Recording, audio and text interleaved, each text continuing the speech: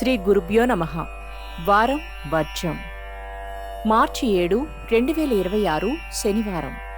శ్రీ విశ్వావసు నామ సంవత్సరం పాల్గొన మాసం ఉత్తరాయణం శిశిర ఋతువు కృష్ణపక్షం పూర్వభాద్రకార్తె చవితి రాత్రి 7 గంటల 20 నిమిషాల వరకు. నక్షత్రం చిత్త ఉదయం 11 గంటల 17 నిమిషాల వరకు. వర్జం సాయంత్రం 5 గంటల 25 నిమిషాల నుండి 7 గంటల 10 నిమిషాల వరకు.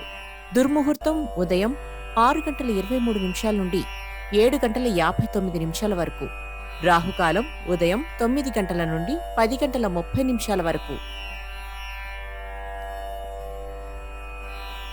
ద్వాదశ రాశుల వారు ఈరోజు చేసుకోవాల్సిన పూజలు.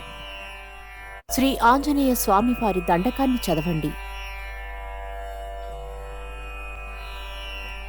ద్వాదశ రాశులు. మేషరాశి. మీ యొక్క నిర్మాణాత్మకమైన కృషికి ప్రోత్సాహం లభిస్తుంది. సంతాన విషయ వ్యవహారాలలో మీ దృష్టిని కేంద్రీకరిస్తారు. వృషభ రాశి. గ్రూపు రాజకీయాలకు దూరంగా ఉండటం మంచిదని భావిస్తారు. వృత్తిలో అనుకూలమైన మార్పులు ఉంటాయి. మిథున రాశి. చట్టపరమైన సమస్యలను ఎదుర్కొనడానికి న్యాయవాదులను ఆశ్రయిస్తారు. ప్రయాణాలలో మెలకువలు పాటించండి. కర్కాటక రాశి. బ్యాంకింగ్ వ్యవహారాలలో ప్రత్యేకమైన శ్రద్ధ కనపరచవలసి ఉంటుంది. ప్రముఖులతో పరిచయాలు ఏర్పడతాయి. సింహరాశి. మీ ప్రమేయం లేకుండానే మిమ్మల్ని వివాదాలలోకి లాగబడే అవకాశాలున్నాయి. జీవిత భాగస్వామి నుండి సాయం అందుతుంది. కన్యారాశి. ఒదిగి ఉంటేనే ప్రయోజనాలు చేతికి అందుతాయని అనుభవపూర్వకంగా మీరు తెలుసుకుంటారు. వాహన సౌఖ్యం కలదు. తులారాశి. టెండర్స్ అతి కష్టం మీద అనుకూలిస్తాయి. వృత్తిపరంగా ఓర్పు వహించవలసి ఉంటుంది.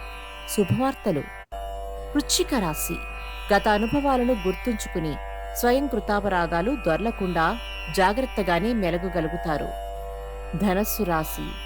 అవిశ్రాంతంగా శ్రమించవలసి వస్తుంది. బంధువులతో ఏర్పడిన విభేదాలు పరిష్కారమవుతాయి. ధనలాభం. మకర రాశి.